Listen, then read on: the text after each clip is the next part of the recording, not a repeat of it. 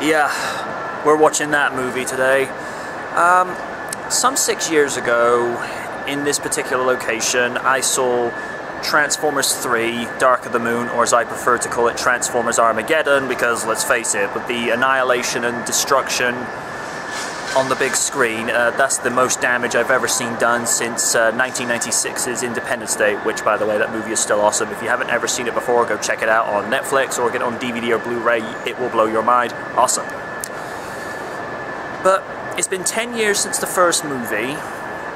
The movies have gotten longer, although from what I understand for this movie is 20 minutes shorter than Age of Extinction, which, if I'm being honest, that movie went on way too long. I think that's personally the best one since the first movie, but near 3 hours, guys. You know, I love Transformers and all, but not that much. You know, 3 hours, I mean, you're creeping into Dark Knight Rises territory. That's just too much.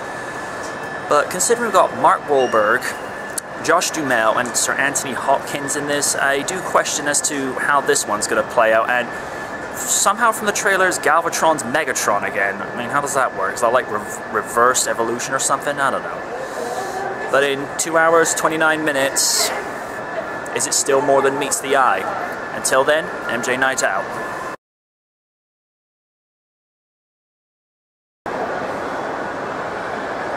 What the hell was that? I'd like an explanation as to who wrote this this movie. I'm just going to get the positives out the way. Cinematography was decent, sound mix was good, I like the score. Josh Duhamel turned in a decent performance considering this is his first movie since Dark of the Moon, aka Transformers Armageddon.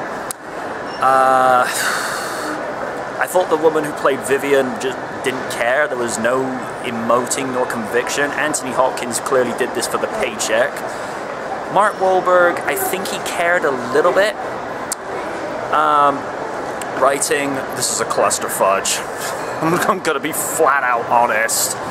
I know Transformer movies are not known to have Shakespearean civic acting sensibilities and all that jazz, but what the fudge was this?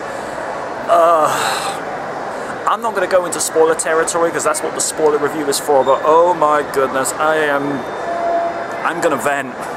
I'm going to vent so bad. Is this an awful movie? It depends on perspective. As a popcorn flick, it does its job well. As a decent, well-written movie, this is up there with Revenge of the Fallen, Iron Man 3, and Batman and Robin. This... Good, sweet, merciful Lord above. What the hell was this? This is teetering between a low loner and a high no. If you're a die-hard Transformers fan, you might get some enjoyment out of this, but if you're the casual viewer that just likes to come and enjoy a movie, I'm going to be honest, folks, you might want to avoid this one. And considering in its opening weekend in the States, it only took in $69 million, so, and that's the lowest it's ever taken. $69 million is still a lot of money, but for Transformers standards, this is bad. I thought Cullen did well, coming back as Prime again. I still like an explanation as to how Galvatron is Megatron. That's like I said in the preview. It's like, you know, reverse evolution or, you know, devolution. I mean, what the hell was up with that? I think it was great to hear Frank Welker being Megs again and not Galv. Loner and no. Seriously, if you're a casual fan, stay the hell away from this. But if you're a Transformers fan, go in. But I fair warn you, no. Just no. Until then, folks, this is MJ Knight signing off from Real Features in Cabot Circus, Bristol, saying this was an absolute cluster fudge.